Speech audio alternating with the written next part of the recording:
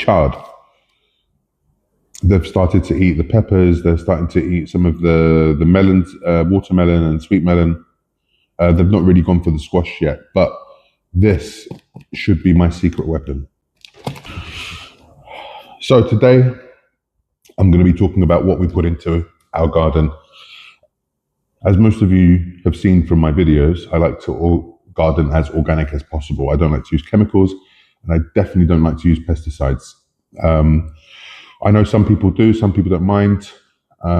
Personally, I just prefer not to. Having had cancer before and being a cancer survivor, I just try to avoid any impurities in the food that we eat at home. I also really enjoy being able to walk around the garden and just pick stuff off, pick off leaves, pick off fruits, and just have a little munch, give them a little rinse and munch straight off the vine or straight off the plant.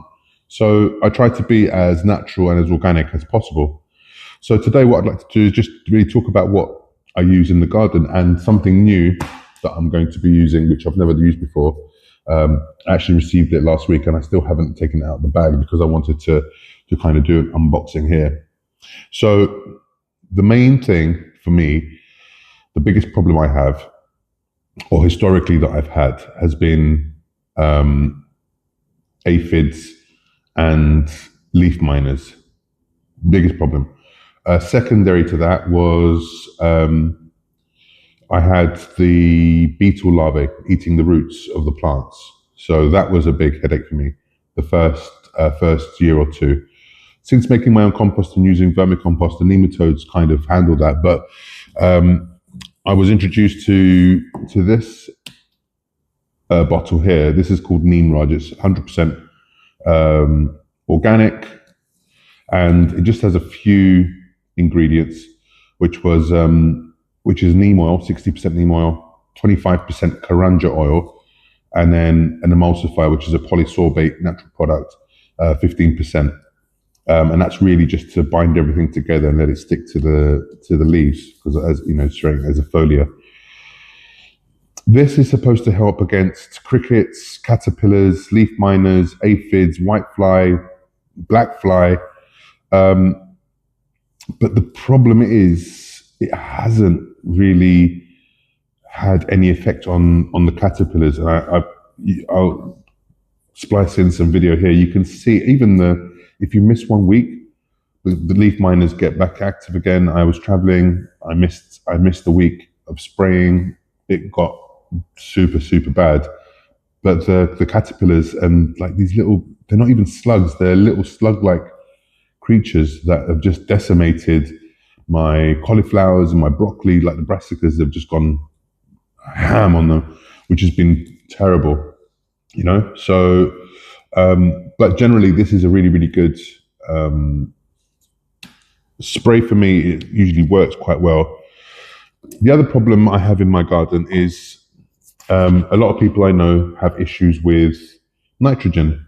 I don't have that problem because obviously we're using our compost, and I use a lot of biochar as a base, and I mix the biochar with manure.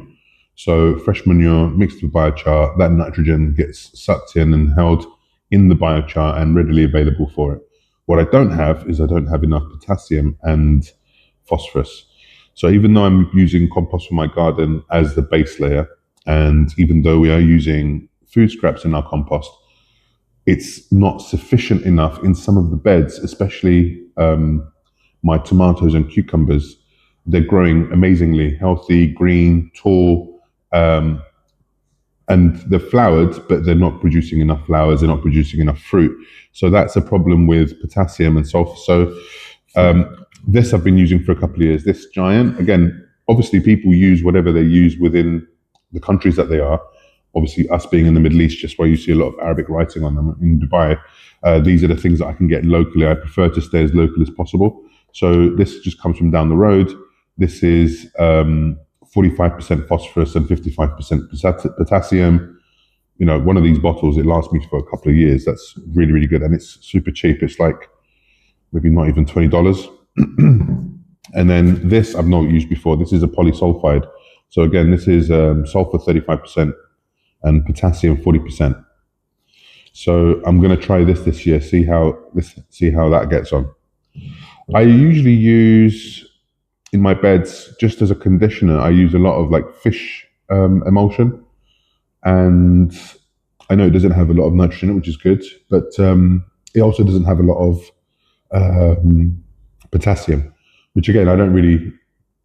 I kind of get from here. So this year I'm trying something new. This is a liquid fertilizer from sardine extract. So this is meant to be a good. Excuse me. I'll tell you what the compositions are. 5% nitrogen. So if this is a 5-5-12, high in potassium, phosphorus is 5, but it's also got lots of amino acids. So 26.3% amino acids, which is really good. And it's got a low pH. So I've got quite high pH in some of my beds, so this is really, really good. So it doesn't affect the pH in my soil that much. So I'm gonna try this out this year. Now, let's get this over there. This is really what I'm excited about, because as these bloody caterpillars have decimated my brassicas and my and even my chard, they've started to eat the peppers. They're starting to eat some of the melons, watermelon and sweet melon. They've not really gone for the squash yet, but this should be my secret weapon. Let's get this over here. Right.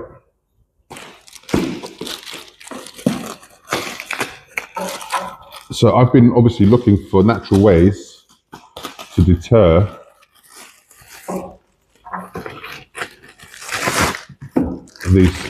these things, these slugs and caterpillars. And my wife was like, just use a chemical fertilizer, just kill them off one time, and then a chemical pesticide, and just get rid of them one time, and then what can we do? I was like, yeah, but still, I don't want to, as much as I don't want to like affect the pollinators. We're struggling with pollinators this year as it is, and she was like, it doesn't matter, just let's do it one time. So bless her, she goes out in the morning, and she sometimes picks them off by hand, which, bless her, is a job and a half. So what I've found, you might be able to tell already from the residue on my fingers, is this white clay. So this kaolin clay, which is generally used obviously as a clay, but it's also used in some cosmetics and beauty products. So this we're going to be using in the garden as a foliar spray to protect against these little critters eating our leaves and finding them appetizing and tasty. So I'm going to do a quick little thing. We'll move outside. I'll mix some of this up. I actually don't know how to use it yet, so I'm going to do a little research and figure out how to mix it, how much to mix with some water, and we'll get spraying. Okay, so after a little bit of research, we figured out that we just need to mix about a cup, 2 to 3 cups per gallon. So this is, I'm probably going to make up just shy of this is 2 liters, so just shy of just over half a gallon, sorry. And so I'm just going to mix a little bit in. And it's just saying to mix. That's ridiculous. Hold on. This is what we have bits of bamboo for.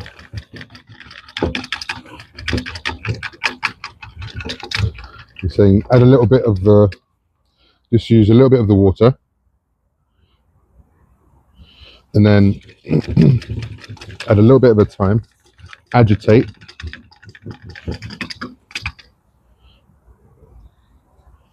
so I'm probably going to use about a cup of kaolin clay to 2 liters of water. And before I add the rest of the water, I will give this I'll put the lid on and give it a really, really good shake. Okay, so you might have missed a little bit of that mixing because the camera overheated. It was in direct sun. Ironically, I was talking about how people are using this kaolin spray as a sun block for leaves. So this is the final product. You can see it's a little bit milky there. I don't know if you can see, but it does say to just mix again before the application to suspend the clay in the liquid. So we just give it a little pump, and oh, that's a bit too sprayy. There we go.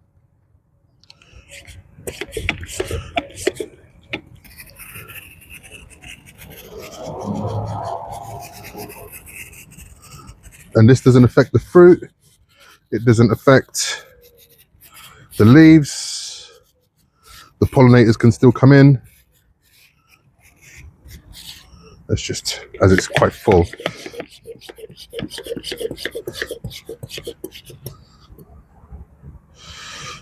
And then if I just pick you guys up.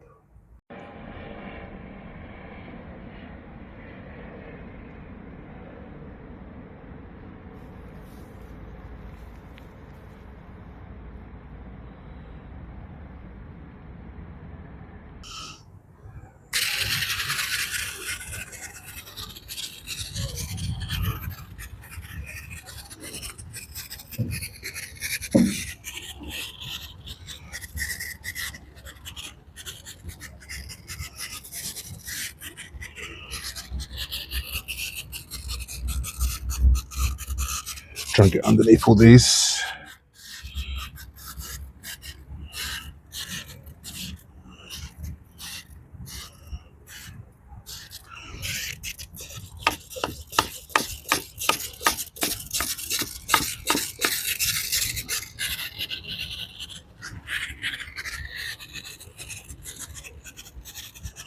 So hopefully this will just, can you see these little things? They're like, I'm having a bit of a nightmare with it, to be honest, because the camera is falling all over the place. There we go. But you can see. Okay, so I wanted to show you this. Can you see these little slug things? Where are you? Oh, wrong plant. Here we go. Here. This is what's eating these brassicas. And it's driving me crazy. Look, there's a whole bunch of them on this leaf here.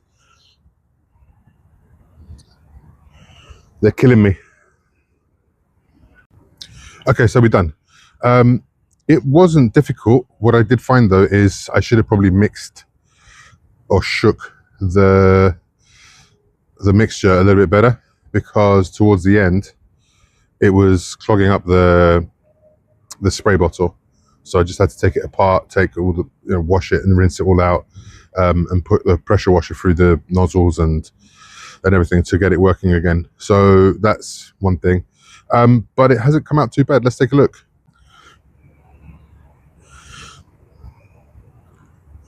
So it's just drying as a white film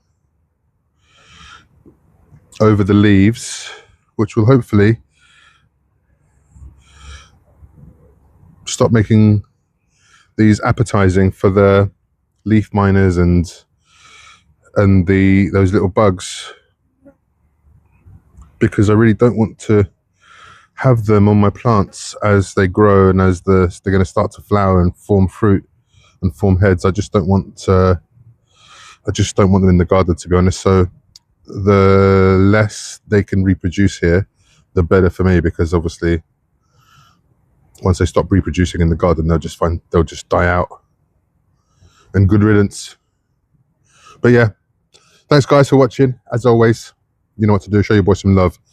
Hit that like and subscribe button if you haven't done so already, and please leave your comments. Tell me how you guys are fertilizing and approaching pests in your garden. That would be amazing. Thank you.